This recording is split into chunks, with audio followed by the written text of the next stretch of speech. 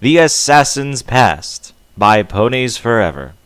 With 2 thumbs up, 4 thumbs down, 0 comments, and 37 referrals. The tags for the story are tragedy, sad, and dark. Equestria is beautiful, but bad things do happen. How will you react? Please post comments. It is my first story, so feedback would be nice. The Early Years, with 1,014 words. Once, long ago, there was a land where talking ponies lived. This land was called Equestria.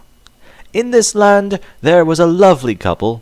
The stallion was a unicorn and the mare was a Pegasus. The mare's name was Honey Hominy. The station's name was Dazzle Hominy. Now this wonderful couple was 2 months away from their one-year anniversary and had gone to Canterlot to celebrate. There they had their first foal, which happened to be a Pegasus filly. The young couple named her Nicole Wallabuckle Hominy. She had a cyan blue coat and a mane that had fuchsia, orange, peach, white, pink, red, baby blue, deep blue, light green, deep green, and purple. 2 days after she was born, a very unfortunate event happened. A mysterious unicorn stallion arrived at their house and was waiting for them to return. This, my friends, is where our story begins. She hasn't stopped crying since we left the hospital, Honey exclaimed in a very worried tone. What do you suppose is wrong? Shh, Honey, she's probably just tired, Dazzle replied calmly. Just then they passed a group of scared animals, and Honey heard humming. Dazzle, be quiet, please, Honey said in a scared tone. What's wrong? Dazzle said in a worried tone. She then pointed a shaking hoof and whimpered. Master, what do you want? Master. In truth, the pony she called Master's name was Mr. To Be Feared. He laughed wickedly and replied, So, you've had a filly, hmm? Give her to me, and I'll kill him and spare you. Sound like a deal? Never! Honey screamed ecstatically. So be it, he replied in a low growl, almost as if he was born to kill the filly's loved ones in front of her. He slowly chopped off the unicorn stallion's head as he stood there, taking this punishment, not thinking to run away, and put it on a metal pole to be put outside later. By now the filly had started wailing, and he was laughing. Honey was trying to find a way out, but was soon stabbed in the joint that connects the wings to the back. She still had her legs, but the pain of her wings distracted her of use for that. Laughing even louder to her screams, he killed her the same way he killed her husband.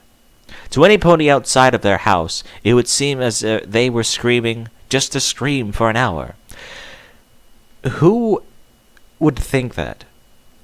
Who would hear the screams of a couple being murdered and think, that's just normal? But inside, there was a different story. Though these thoughts had died completely when they saw Honey and Dazzle's heads on poles on their front lawn. It wasn't long until the princess was there. Meanwhile, in the Everfree Forest, Nicole was with her phone napper. Every night she would have nightmares about the day her parents died, but kept quiet. She was so scared. She didn't know what to do. At first, it was just their screams. Eventually, everything was replaying in her mind. It scared her, and she thought it was all fake, but it wasn't. Soon, everything started scaring the poor filly. She eventually was as easily frightened as a deer. Mr. To Be Feared laughed at her for it and would throw things at her. Every pony felt bad for her. All of the 0 ponies that saw her because she's in the Everfree Forest, and if this full napper is smart, he doesn't actually go to Ponyville, where I'm guessing where this couple lived. You're worthless. Just drop dead, some other ponies would say. They're right, she thought to herself. Others would try to comfort her by saying, You are the best pony ever. They're wrong and always will be. she thought to herself after hearing that.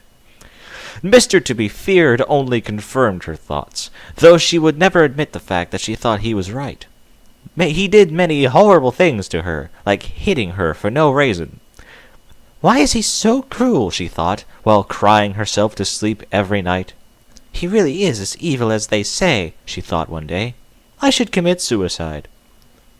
She eventually wanted it to all end, so she tried committing suicide. Every pony was in shock. Well, the ones who knew about her death, anyway. It scared them all more than it would have ever scared her. She wanted to die and wasn't afraid of death. She knew death would reunite her with her family. But what about her friends, you ask?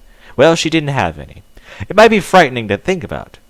It might be frightening, but think about it. Wouldn't you have done the same? No, I wouldn't. No, I wouldn't. I don't have friends, and I'm not this depressed. I know I would have.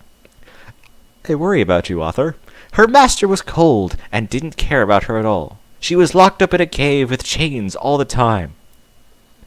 This girl is stupid. I'm not even going to finish the rest of this fucking story, as gold as it is. This girl is stupid. I know I'm overanalyzing a god-awful Mary Sue story. But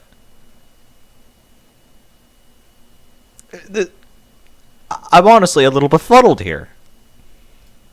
I can't form sounds now. I cannot into words.